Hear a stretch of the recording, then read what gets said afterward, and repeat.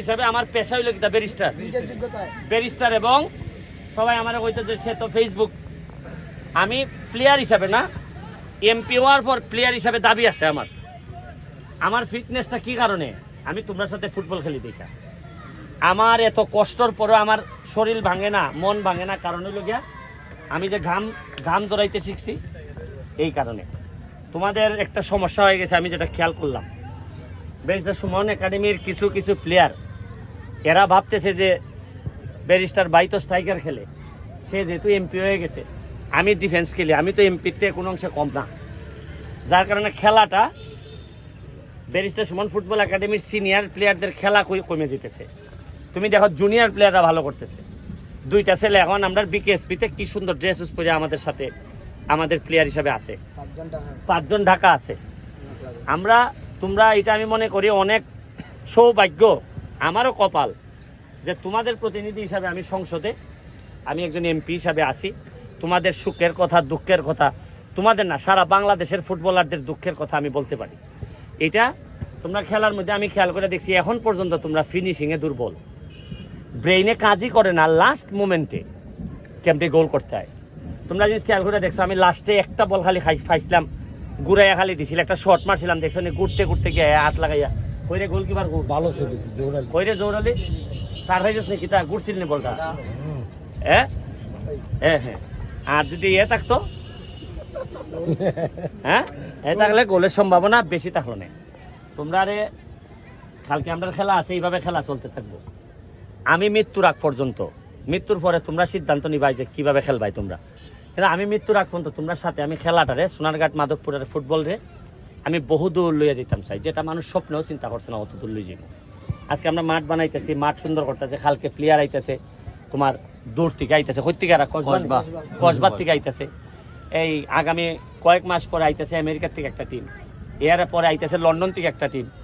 মানে ফুটবলটারে যে ফুটবল যে একটা শিল্প, ফুটবলটা যে একটা এন্টারটেইনমেন্ট, ফুটবল খেললে যে কত কিছু করা যায়, এটা আমরা এখানে সক্ষম করতেছি। এরপরে এখন তোমরা জানো যে ফুটবল থেকে সাথে সাথে এখন অনলাইনেও সবাই কম বেশি অবস্থান করছে।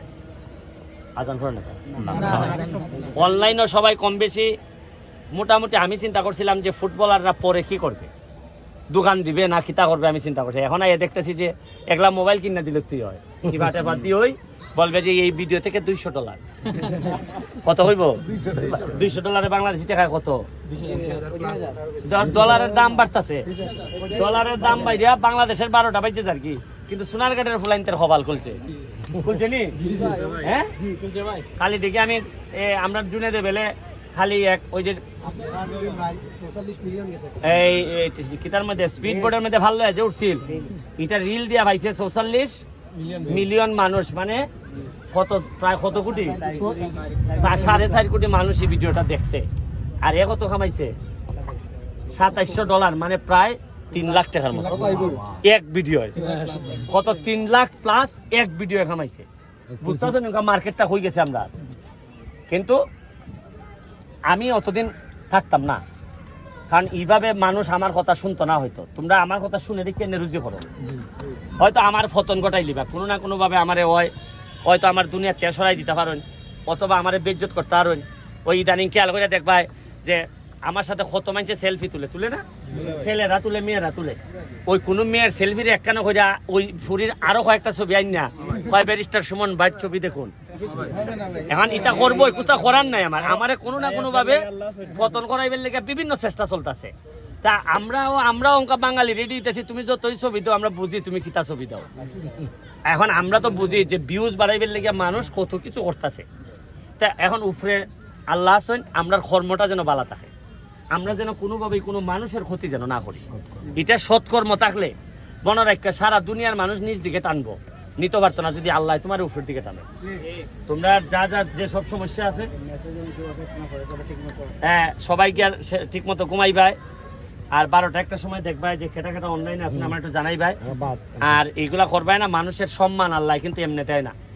আজকের সুবন সাতচরিতে থেকে খেলে দেখতে আজকে সুবনের চিন্তায় আমি একটা ব্রিজ বানাইছি, ব্রিজ বানানোর পরে আবার জায়গা ভাঙে যার, এখন আবার গাইড ওয়াল বানাইতেছে। কোনোভাবে সুবনের কথাটা মনে হইলে আমার কাছে মনে হয় যে সুবনের বাড়িতে কেন সৈকত এর বাড়ির দ্বারা খাম চলতেছে, একটা ইটের খাম চলতেছে, সারা সোনাঘাট মাধবপুর খালি খাম চলতেছে। বিষয় তোমরা কটা পাইছো টিউবওয়েল? 4টা সাবমার্সিবল টিউবওয়েল পাইছি, এটা তো ফুটবলের দাবিতে। হ্যাঁ, ফুটবল ছাড়া তো এই জিনিস পাইলো না। হ্যাঁ, প্লেয়ার ব্যবহার। এবারে রেইনকোট দিতেছে, এই যে কিছুদিনের মধ্যে এরার বাগানও যাইব রেইনকোট। কিতা বাকি, কিচ্ছু বাকি নাই।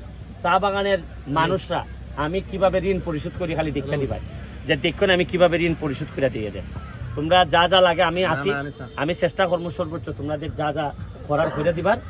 আর সবাই মিল্লা আমরা বঙ্গবন্ধুর সোনার বাংলাটা বানাইতাম চাই, এবং আমি কথা দিছি যে 3-4 বছরের মধ্যে যদি একটা সুন্দর সোনাঘাট মাধবপুর বানাইতাম পারি।